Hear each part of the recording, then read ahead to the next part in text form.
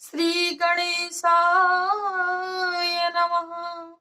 श्री सरस्वत्यै नमः। श्री गुरुचरण कमलेभ्यो नमः। श्री गुरुचरण कमले नमः।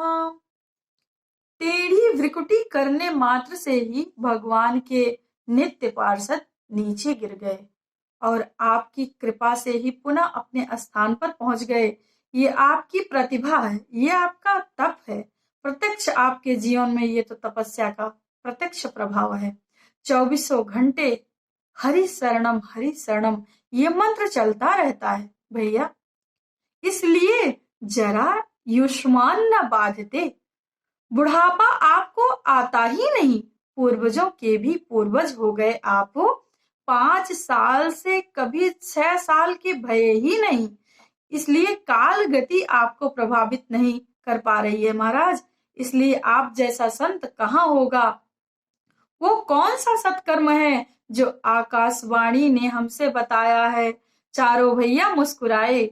सनक सनंदन सनत कुमार बोले, नारद जी महाराज, मात्र इतनी छोटी सी समस्या लेकर के आप बहुत परेशान हो रहे हैं। चिंता आप छोड़ दीजिए, उपाय हमारे पास है। मां चिंता कुरुदेवर से हर से चित्ते समावह। उपायः सुख साध्योत्र वर्तते पूर्वे वही। हम आपको समाधान बताएंगे। नारद जी महाराज बोले, क्या समाधान है महाराज, बताओ तो। सनकादियों ने कहा, वो सत्कर्म जो आकाशवाणी ने आपको बताया है वो कोई और नहीं, श्रीमद् भागवतालापः शतु गीता सुकाद भी। ये कोई और नहीं, श्रीमद् भागवत की कथा ही है। सुखदेव जैसे परम हंस के श्री मुख से गाया हुआ परम गीत, जिसको पान करने से जीव का दुख दारिद्र्य दूर हो जाता है। श्रीमद् भागवत वही औषधि है जिससे ज्ञान और वैराग्य की वृद्धावस्था दूर हो जाएगी। ज्ञान और वैराग्य नौ यौवन संपन्न होकर के अपनी मैया के साथ नाचेंगे। अच्छा महाराज। नारद जी बोले, बात कुछ जची नहीं महाराज। क्यों? सनकादियों ने उत्तर दिया, क्यों भाई, बात पर भरोसा नहीं क्या? नारद जी महाराज बोले, बड़े बड़े इलाज करा दिए, बड़ी बड़ी दवाई खिला दी, इतनी महंगी दवाई खिला करके इतने बड़े बड़े डॉक्टरों से इलाज करवा के हमें विश्वास नहीं हो रहा है कि ये 2 रुपए की चूरन चटनी से ठीक हो जाएंगे ज्ञान वैराग्य। पर कभी कभी ऐसा भी कमाल होता है कि विदेशों के डॉक्टरों को दिखाया पर कोई फायदा नहीं हुआ। फायदा हुआ तो वैद्य जी की चटनी ने कमाल कर दिया। शहद में मिलाकर के चटाई और रोगी ठीक। वही दावा हमारा है। आपने उपनिषद सुनाए, भगवत गीता सुनाई, सनई सनई वेदों को सुना दिया, दिव्य मंत्रों को सुनाया, परंतु हम बताते हैं महाराज कि श्रीमद् भागवता लापः, श्रीमद् भागवत ही वो दिव्य औषधि है जिसका पान करते ही ज्ञान वैराग्य की वृद्धावस्था दूर हो जाएगी। ये जो भागवत का जो मधुर गीत है, सुखदेव जैसे परमहंस का गाया हुआ, इसका श्रवण कराओ महाराज। ज्ञान वैराग्य एकदम स्वस्थ हो जाएंगे, सारी बीमारी उनकी दूर हो जाएगी। नारद जी महाराज बोले, पर प्रश्न उठता है ये महाराज कि भागवत मैंने भी पढ़ा लिखा है। मेरे पिता ब्रह्मा ने मुझे भागवत का अध्ययन कराया है, इसलिए मैं जानता हूँ कि भागवत क्या है।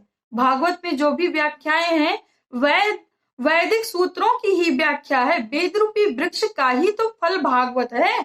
नारद जी महाराज ने कहा, अब प्रश्न ये उठता है कि जब वेदों से ही कुछ नहीं हुआ तो इस भागवत से क्या होगा।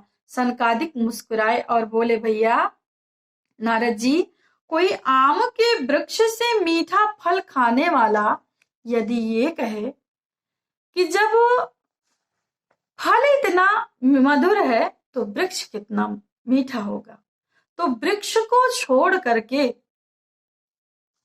फल को छोड़ करके वृक्ष चबाने लग जाए तो क्या माधुर्य मिलेगा, मिठास मिलेगा?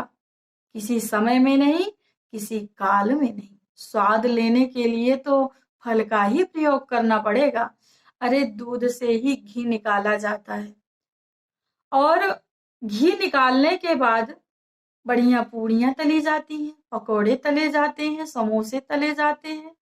लेकिन जो काम घी से हो जाएगा, अगर हम सोचें कि पूड़ियां तलते तलते तलते तलते घी खत्म हो गया तो बाकी की पूड़ियां हम दूध से निकाल लें, तो क्या किसी काल में संभव है? किसी काल में नहीं संभव, किसी समय में नहीं संभव। गन्ने के रस से ही शक्कर बनती है। जो शक्कर काम करेगी, शक्कर से ही अनेक प्रकार की मिठाइयां बनती हैं। तो हम सोचें कि शक्कर खत्म हो गई, बाकी की मिठाई हम गन्ने के रस से बना लें, तो क्या संभव है? किसी काल में नहीं, किसी समय में नहीं। तो वही दावा हमारा है। हाथ जोड़ करके बोले, महाराज जो संत चाहे जितना बैठ ले, ज्ञानी बन जाए, लेकिन जब तक संतों का सानिध्य प्राप्त नहीं होता आप जैसे संतों का, तब तक वो कुछ नहीं कर पाता, तब तक उसे सत्संग का लाभ भी नहीं मिलता। इसलिए आप जैसा संत हमें मिला है, मेरे तो न जाने कितने जन्मों के भाग्य उदय हो गए। कहते हैं नारद जी महाराज, भाग्योदयेन बहुजन्म समर्जितेन सत्संगमं च लभते पुरुषो यदा वै अज्ञान हेतु कृत मोह मदान्धकार नासन पराहि तदोदयते विवेकः नासन पराहि तदोदयते विवेकः।